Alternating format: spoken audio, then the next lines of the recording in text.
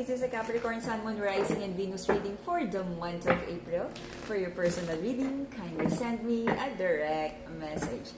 Kamusta mga Capricorn? Kamusta ang negosyo? Let's see kung anong meron bago sa mga Capricorn. May bago ba? May bago ba? Okay. Capricorn Sun, Moon, Rising, and Venus reading for the month of April. Energy ng mga Capricorn. Pasok. Let's see kung anong bago. May bago nga ba? Okay? Remind ko lang uli kayo, hindi po ako magme-message sa inyo isa-isa. Ingat sa mga scammers. Okay? Ang ating mga crystals, high quality, blessed, cleansed, and ritualized by Religion Guide. Nakasale ang ating mga crystals, so take advantage of the discounted price. Capricorn. Meron kang hinihintay na offer. But for now, meron kang hinihintay na offer, kontrata, malaking pera, but it feels like sabi mo, Lord, bakit mo naman masyadong inasinan ang aking buhay? Okay? Meron din ditong love connection na naghihintay ng full commitment. Sabi ng feminine here, para sa kanya, kung hindi naman daw fully committed yung person niya sa kanya, willing siyang i-let go. Kung hindi na ibibigay ang checklist, okay? Mayaman, check. May kotse, check. Naka-Jolex, check. Okay? Pag walang ganon, okay? Pag walang kabuhayan package, sabi ng feminine, goodbye. Ganon. Okay? Sabi ng feminine sa connection na to, gusto niya ng long-term stability, gusto niya ng alam mo yon na parang long-term goals. Kasi ang partnership naman ay hindi lang basta-basta pag-ibig. Because at the end of the day, mapag-uusapan ang bills, kabuhayan, pangarap sa buhay. Sabi ng feminine here, kapag hindi aligned, okay, doon sa long-term goals niya na magkaroon ng like abundant life, she's willing to let go of anyone. Okay? Sinubukan namang ayusan ang relationship na to, but it feels like hindi nagkaroon ng magandang pag-uusap, nagpakiramdaman, kaya tuloy bumigat yung energy kasi nagpapakiramdaman kayo na parang nababadjuju nyo tuloy yung isa't isa. Sabi ng feminine, kinausap niya yung masculine, yung person niya. Again, the feminine and masculine energy is just the energy. The feminine is more on the receiving side, nurturing side, the loving side. The masculine is the protector, the provider. Okay? Siya yung action taker ng relationship. Right? So, the feminine here, kinausap niya yung masculine. Sabi niya, I want to make this connection work out. But umuoo lang yung masculine, tango-tango lang siya. But I don't feel na mean niya yung mga sinabi niya. Okay? Maraming questions about this connection. May mga trust issues, maraming nakatago. Hindi nyo alam totally sino ba tong tao na to, ano bang ginagawa niya. May mga trust issues, may kinakausap ba siyang iba. Kaya ba hindi siya makapagbigay ng offer kasi may kinoconsider siyang iba. Alright? This is a very strong soul connection, but it feels like you trigger each other's wounds na parang nakakabuisit energy, but then gusto niyo pa rin ilaban ang connection na to. But every time na lang, parang ang hirap mag-usap, ang hirap magkaintindihan, lagi na lang kayong nagboboksingan pagdating sa mga, pag nag-uusap kayo. Alam ng mga Capricorn na hindi ito ang ideal situation na gusto mo because wala namang pagbabago kaya tuloy naging atras abante din sa pagbibigay ng commitment. Okay? You try to avoid conflict at sinubukan mo best effort na balansehin ang sitwasyon and now, nandun ka tuloy sa crossroads, ano na ba talaga ang dapat gawin? Talagang ika-cut off na ba to? Ano na ba? You might be dealing with Scorpio, Aqua, Sagittarius, Gemini, Virgo, Aqua, Libra, Gemini, Taurus. Taurus energy. Let's see. The reason for the reading is betrayal. May mga pangakong hindi natupad. May mga dishonesty sa connection na to. And someone walk away. Okay?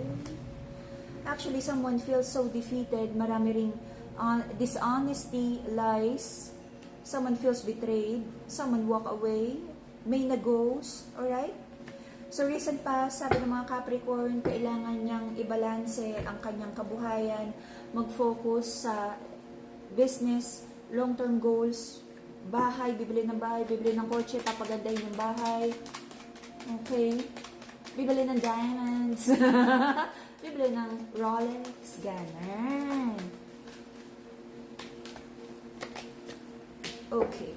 But I feel, recent past, nagkakaroon ng like, marami kang plano, marami kang pangarap, nakalatag na, but I feel in the middle, nung pagpursu mo dun sa mga project mo, ginagawang bahay, binibiling kotse, biglang nagkaroon ng like blockage sa pera. Okay? So, meron kang prayers and manifestations for you to have the judgment card, tamang decision, sabi mo Lord, i-guide ka na magkaroon ng tamang decision sa mga bagay-bagay para matuloy na yung pangarap, okay? Because sabi mo, nagkakaroon ng hadlang kung ano man itong mga minamanifest mo. So sabi mo, Lord, bigyan mo ako na i-guide mo ako sa tamang desisyon para, maibalik na sa riles ang trend. Okay. Sabi ng mga Capricorn, this is a Capricorn energy, earth sign, talagang may mga challenges sa kaperahan, sa negosyo. Kung may mga ine-expect na bonus, cheque, promotion, okay. Mag-cleanse, no? Siguro isa yun, mag-cleanse, and then manifest, you pray, and you claim your blessings. Ano ang nagkakos ng problema sa kabuhayan? Financial instability, nahihirapan sa pera, malaki ang gastos, malaki ang nawalang pera, nahihirapang bumangon, okay? Kumbaga sa rampa, alam mo yun, nabitin yung sasakyan, hindi mo alam kung paano ka makaganon. But right now, I feel para sa mga Capricorn, may isang pag-ibig na nahihirapan ka pa rin, you're trying to heal. Maaring itong pag-ibig na rin to ang nakaapekto dun sa motivation mo na to work on your finances, okay? But I feel right now, you're trying to heal from a very challenging love situation in the past. Nakafocus ka sa sarili mo, self-love, cup of love, and also these are trophies na nagfo-focus ka sa achievements mo. Sabi mo na parang, sige, yung broken heart na yan, gawing fuel or motivation para mabilis mong makuha yung goals mo. Kung dati may kaagaw ng oras ang goals mo, ngayon na parang gusto mong laser focus, nasa goals ka. Okay? Your person, very dishonest, very sneaky. Alright, marami siyang sikreto. Hindi mo kilala ang tao na to. Okay? May dishonesty sa connection na to, Capricorn. Clarify the dishonesty. Ayaw magsalita ng baraha. Bala ka daw dyan. Alam mo na daw, matagal ng dishonest to, hindi ka nakikinig. Pero hindi pa siya, alam mo, pwedeng bumalik tong tao na to. Hindi pa siya nakaka-move on sa'yo, and I feel, nung nagkaroon kayo ng distansya or temporary breakup, ito yung nagbigay ng realization para sa person na to na maganda naman yung buhay niya with you. So, parang looking back, nagkakaroon ng introspection. Kaya lang, sabi ng feminine sa connection na to, if yung feminine yung babalik sa masculine, kino-consider, very controlling daw yung energy ng masculine, hindi niya gusto. And sabi din ng masculine, parang someone is like, kahit anong nangyari, by hook or by crook, pababalikin niya tong person na to. Bobolahin niya. Gilingan niya. So, meron ditong energy of like doubts. Kung makakakawala pa ba sa ugly situation na to, love and money. Okay, if you don't like this energy anymore, wag nang i-entertain. Okay, to heal your heart chakra, Madagascar Rose Quartz, para magkaroon ng harmony sa situation, relationship sa paligid mo, Madagascar Rose Quartz, manifesting abundance, Brazilian C3. Okay, gusto mong kumawala sa challenging situation sa buhay mo, full card, new beginning, clean slate. Until the end of July, I feel may hirapan kang magplano or gumawa ng solid decision for you, okay? For mental clarity and connection with the divine, amethyst crystal, yung purple crystal natin, okay? Favorite ko yung amethyst. Okay, so there is an energy here na may hirapan kang magplano, mag-decide. I-filter mo, alin ba ang totoo, alin ba ang kasinungalingan sa relasyon na to. Huwag mo akong materi-teri. You would try to avoid conflict. Kung may mga kailangan pag-usapan sa relasyon na to, there's an energy for you na parang gugustuhin mo na lang na magkaroon lang ng pagkakaibigan. Na tipong at least kung magkasalubong kayo sa grocery o kung saan man, hindi kayo mag-iiwasan. Kung kayang maging magkaibigan, or just be civil na parang may mga pag-uusapan para lang if ever natatapusin nyo tong connection na to ay hindi kayo magkaaway. Someone would try to reconnect and offer the cup of love. Pero ang taong babalik na to, na mag-o-offer ng cup of love, hindi rin niya talaga alam yung gusto niya. Hindi rin niya alam, hindi siya sure pa rin sa'yo. Basta gusto lang niya bumalik.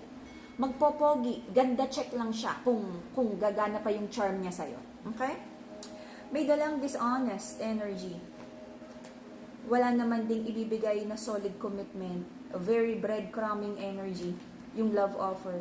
Hindi niya alam talaga yung gusto niya.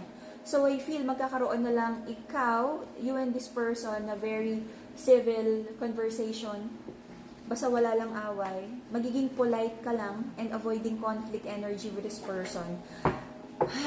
Very undecided ang energy ng person, mga Capricorn.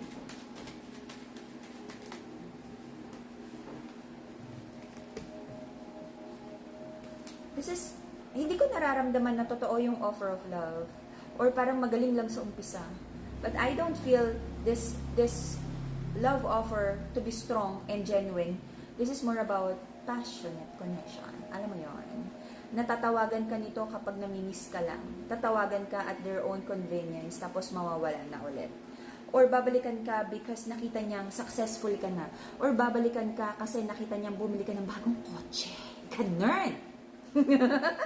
Capricorn! Okay, so, mental clarity, amethyst. Huwag papabola. Tingnan mabuti ang intensyon ng tao na to because hindi ko gusto. Okay, to ground your energy and to protect yourself from negative energy and evil eye, the Madagascar Black Tourmaline, and then the Nazar Crystal, Nazar Charm, okay, may Hamsa, and the evil eye.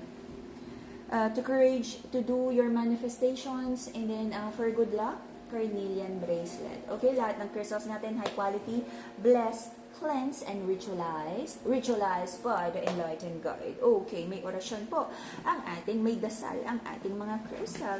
Okay, so if ever you're not just investing on the crystals but also yung karga na prayers nung crystals natin. Alright, so yun muna. Ingat-ingat, focus on your goal, at pag na-reach mo na yung goal mo, may mga taong babalik. Kasi nakikita nga you're shining, shimmering, splendid. Okay? Ang sakit naman pakinggan na babalik siya for convenience. Okay? So, be very discerning sa intention ng mga tao. I'm not saying na love connection lang to. Merong mga taong iniwan ka sa ere, nilaglag ka, tapos biglang babalik kapag nakita na shining, shimmering ka. Okay? Ingat sa mga taong opportunista. Alright, and that will be the Capricorn reading for the month of April. See you again in a few days for your bonus reading. PM me for your personal reading. Mag-ingat sa scammer at take advantage na ng ating discounted crystals. Bye!